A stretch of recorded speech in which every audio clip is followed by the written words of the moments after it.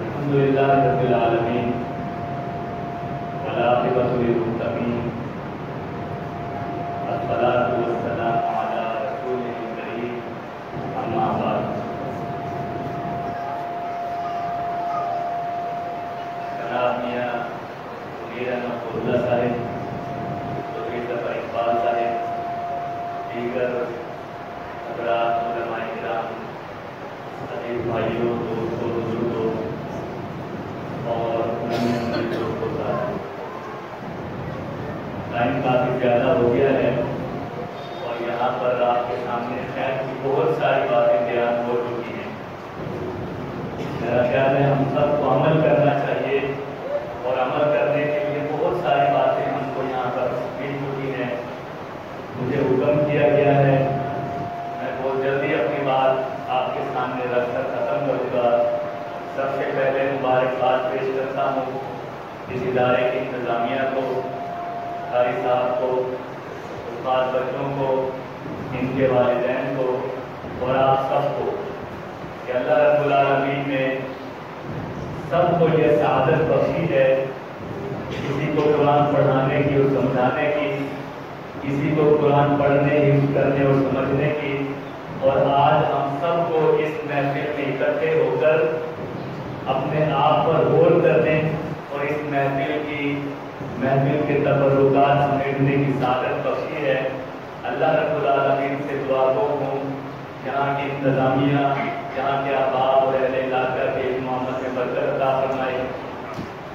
عزیز بھائیوں اور دوستوں، یہ قرآن عظیم الشان کئی حوالے سے اللہ رب العالمین کی بابرکت کتاب ہے اور ایسی کتاب ہے کہ یہ دنیا کی واحد کتاب ہے، اس کے ہم پلہ کوئی کتاب نہیں ہے۔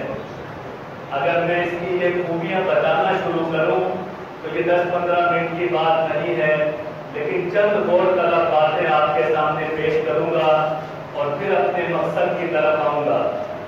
عزیز بھائیوں، آپ نے غور کیا، آپ نے یہاں پر بزرگ میرے سامنے بیٹھے ہیں، جوان میرے سامنے بیٹھے ہیں، 25-30 سال کے نوجوان یہاں پر موجود ہیں۔ کبھی آپ اپنے اس پورے علاقے میں جائیں، اگر آپ کی زبان اردو ہے، آپ کی زبان پنجابی اور سرائکی ہے، پورے ملتان میں نہیں پورے پاکستان کے لیے میں آپ کو چیلنج کرتا ہوں، کوئی ایک بندہ ایسا لا کر دکھائیں جس نے اردو کی کوئی کتاب زبانی حرف باہر یاد کی ہو۔ میرا دعویٰ یہ ہے کہ پاکستان میں ایک بندہ آپ کو نہیں ملے گا۔ آپ کی زبان سرائکی ہے، آپ کی زبان پنجابی ہے، کوئی لا کر ہمیں دکھائیں کہ وہ کہے میں نے یہ 500 صفحات کی کتاب ہے پنجابی کی، میں نے پوری حرف حرف یاد کی ہے۔ میں نے آج تک ایسا بندہ پورے پاکستان میں نہیں دیکھا، لیکن یہ کتاب قرآن عظیم الشان کا معجزہ ہے کہ اس کی زبان میری اور آپ کی زبان نہیں ہے، لیکن آپ دیکھیں یہاں پر 10 سال کے، 12 سال کے، 15 سال کے بچے آئے ہیں، انہیں نہیں معلوم کہ یہ کتاب کیا کہتی ہے، لیکن اگر میں اس محفل میں ان بچوں کو کھڑا کروں، آپ قرآن کھولیں اور کسی جگہ سے آپ کو یہ آیت کہے کہ پڑھنا شروع کریں، یہ فوراً پڑھنا شروع کریں گے کہ صرف اس کتاب کا معجزہ ہے، اس کے علاوہ دنیا کی کوئی کتاب اس کے ہم پلہ نہیں ہے۔ اس کتاب کا یہ معجزہ ہے۔ اگر آپ کو انگلش نہیں آتی، اگر آپ کو پشتو نہیں آتی، میں آپ کے ہاتھ میں کوئی پشتو کی کتاب پکڑاؤں اور کہوں کہ صبح و شام پڑھنا ہے، روزانہ پڑھنا ہے، پوری زندگی پڑھنا ہے، آپ مجھے لا کر کوئی بندہ ایسا دکھائیں کہ جسے پشتو نہ آتی ہو، جسے انگلش نہ آتی ہو اور وہ صبح و شام انگلش کی کوئی کتاب پڑھے جاتا ہو، ایسا نہیں ہو سکتا۔ اگر آپ کو میں ایسی کوئی کتاب دوں، آپ 4 دن پڑھیں گے، کتاب اٹھا کر پھینکیں گے کہ کس عذاب نے مجھے مبتلا کیا ہے، لیکن یہ اس کتاب کا معجزہ ہے کہ آپ اس کتاب کی زبان نہیں جانتے، لیکن صبح و شام پڑھتے ہیں، اور آپ جو لوگ پڑھتے ہیں انہوں نے محسوس کیا ہوگا کہ آپ جتنا قرآن کی تلاوت کرتے ہیں دل بھرتا نہیں ہے، کتاب چھوڑنے کو دل نہیں کرتا، بلکہ دل کرتا ہے کہ مزید تلاوت کی جائے۔ میرا دل بھائیوں، یہ اس کتاب کا معجزہ ہے کہ دنیا میں آج کروڑوں لوگ اس کتاب کو یاد کرنے والے موجود ہیں،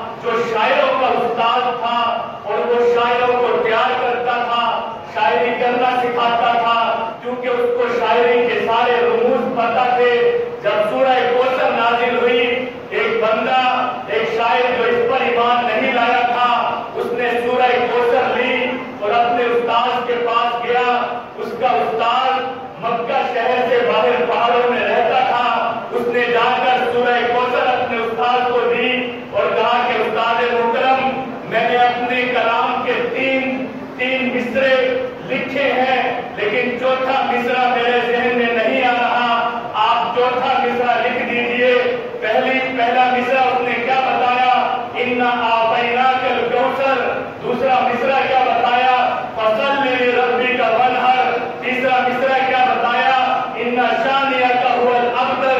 उसने कहा कि 3 मिसरे मैंने लिख दिए हैं, चौथा मिसरा मेरे जहन में नहीं आ रहा, आप लिख दीजिए। उस्ताद ने कलाम देखा, कलाम का माहिर था, लेकिन उसने कहा कि कल आकर मुझे मिलो, मैं चौथा मिसरा लिख दूंगा। शागिर्द कल वापस गया कि उस्ताद ने चौथा मिसरा लिखा होगा और आज तारीफ करेगा मेरी कि तूने 3 बड़े कमाल के मिसरे लिखे हैं। जब वो गया और जाकर उस्ताद से चौथा मिसरा मांगा तो उस्ताद ने चौथा मिसरा लिखा था, हाज़ा लैसा कौलुल बशर, इन्ना आतैनाकल कौसर, फसल्लि लिरब्बिका वनहर, इन्ना शानियका हुवल अब्तर, हाज़ा लैसा कौलुल बशर। उसने चौथा मिसरा ये लिखा था, हाज़ा लैसा कौलुल बशर, ये इंसान का कलाम नहीं है, ये तेरा कलाम नहीं है, ये तूने नहीं लिखा। यानी वो शायर जिसे पता नहीं था कि कोई कलाम नाजिल हो रहा है, किसी नबी पर नाजिल हो रहा है, जब उसने देखा, कलाम का माहिर था, शायरी के रमूज जानता था, लेकिन जब इसको देखा, इसकी 3 आयतें देखी तो आखिर में लिख दिया, हाज़ा लैसा कौलुल बशर, ये किसी इंसान का कलाम नहीं है, ये कलाम किसका है? रब्बुल आलमीन का कलाम है, मुहम्मदुर रसूलुल्लाह पे नाजिल हुआ है। इस कलाम के कौन-कौन से मोज़े हैं कि इसका दुश्मन भी इसको मानता है। आपने सुना होगा उतबा इब्न रबिया नबी अकरम सल्लल्लाहु अलैहि वसल्लम का रिश्तेदार था, सबसे बड़ा दुश्मन था, सरदार कुरैश था, जाओ हशमत वाला था, दौलत वाला था, सरदारी वाला था, मक्के में उसका आदर चलता था, उसकी बात चलती थी। एक दिन था कि सरदाराने कुरैश बैठे, सर जोड़कर बैठे और फैसला किया कि आज मोहम्मद रसूलुल्लाह को रोको कि ये इस्लाम की बात करता है, ये कुरान की बात करता है, ये दीन की बात करता है। सब सरदाराने कुरैश बैठे थे, हरम-ए काबा में बैठे थे, इसी तरह एक जत्था बनाया हुआ था, आपस में मशूरा कर रहे थे। सरदाराने कुरैश में यही उतबा इब्न रबिया बैठा था। इसने कहा कि सरदाराने कुरैश, तुम आज मुझे इजाजत दो, मैं जाता हूँ मोहम्मद रसूलुल्लाह से बात करके आता हूँ और आज मैं उसे किसी भी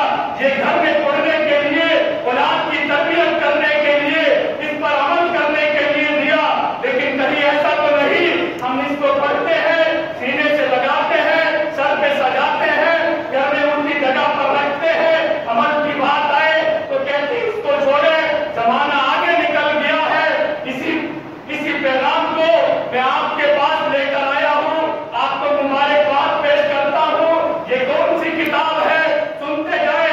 ये वो किताब है कि रब्बुल आलमीन की वो पैगाम है। नबी अकरम सल्लल्लाहु अलैहि वसल्लम की एक तवील रिवायत है, फरमाया कि 4 आवाजें ऐसी हैं जब वो निकलती है और फरिश्ते को अल्लाह रब्बुल आलमीन हुक्म दे चुका होता है कि जाओ फलां बस्ती वाले गुनाहगार है, खताकार है, स्याहकार है, जाओ उन पर जाकर अज़ाब नाज़िल करो।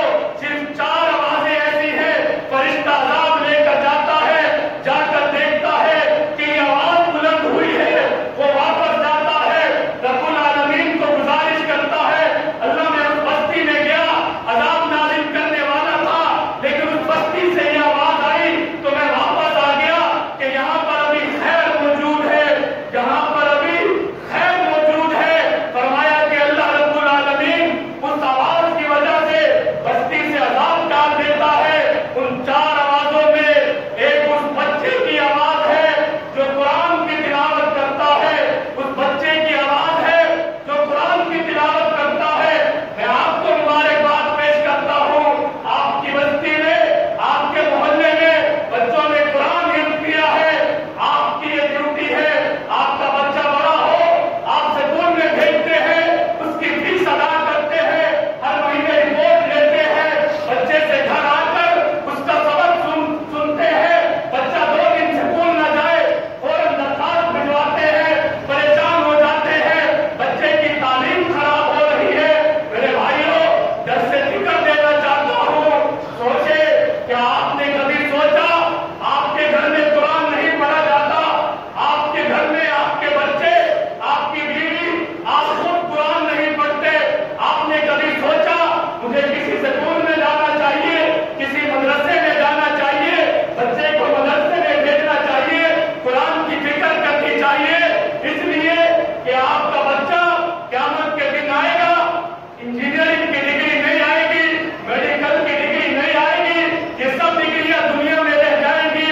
मैं नहीं कहना चाहता कि आप बच्चे को डॉक्टर ना बनाए, जरूर डॉक्टर बनाए, इंजीनियर बनाए, प्रोफेसर बनाए, लेकिन याद रखें क़यामत का दिन जब होगा, यूता यौमल क़ियामति बिल कुरानी व अहलिही, मेरे अल्फाज नहीं है, मेरे नबी के अल्फाज है कि क़यामत का दिन होगा, हाफिज़ कुरान आएगा, नामे अमाल आएगा और उसके नामे अमाल में नेकियां नहीं होंगी, नामे अमाल भारी होगा। सूरह बकरा आ जाएगी, सूरह आले इमरान आएगी, तहाज्जाने अन साहिबिहिमा, तहाज्जाने अन साहिबिहिमा, अल्लाह से झगड़ा करेंगी, अल्लाह से झगड़ा करेंगी, ये मेरे अल्फाज नहीं, तहाज्जाने अन साहिबिहिमा, रसूल अकरम सल्लल्लाहु अलैहि वसल्लम के अल्फाज है कि ये 2 सूरतें रब से झगड़ा करेंगी, यहाँ तक कि रब फैसला करेगा कि इसको जन्नत में जाने दिया जाए। आपका हाफिज बच्चा आएगा, इंजीनियरिंग की डिग्री नहीं, मेडिकल की डिग्री नहीं, कुरान की डिग्री आएगी और ये कुरान आपके बच्चे के सर पे ऐसा ताज बनेगा जिसकी रोशनी सूरज से ज्यादा, चांद से ज्यादा, सिर्फ उसके सर पर नहीं ऐलान होगा। इसके बाप को बुलाओ, इसकी माँ को बुलाओ, इसके भाइयों को बुलाओ, कुंबे के अफराद को बुलाओ, उनके सर पर ताज रखो। सिर्फ ये भी नहीं, बल्कि हाफिज़ कुरान के बारे में ये इरशाद होगा कि जाओ जन्नत के रास्ते पे जाओ, कुरान की तिलावत करो, पढ़ते जाओ, जहां तक पहुंच जाओगे, जहां पर सूरह नास खत्म होगी, पूरा इलाका तेरी जन्नत है और जिसको चाहो अपने साथ जन्नत में ले जाओ। मेरे भाइयों, ये सर्टिफिकेट, जन्नत का सर्टिफिकेट आज तकसीम हुआ है। यहाँ से ऐड करके उठे कि आपने ये सर्टिफिकेट हासिल करना है और सिर्फ उस दुनिया के लिए नहीं, बल्कि इस दुनिया में अगर आप कुरान पर अमल करेंगे, आपके लड़ाई झगड़े नहीं होंगे, औलाद नाफरमान नहीं होगी, रब की आफतें नाज़िल नहीं होंगी, कारोबार भी चमकेंगे, दुनिया में नाम भी होगा, इज्जत भी मिलेगी, रात को सुकून की नींद भी मिलेगी, दिल का इत्मीनान भी मिलेगा।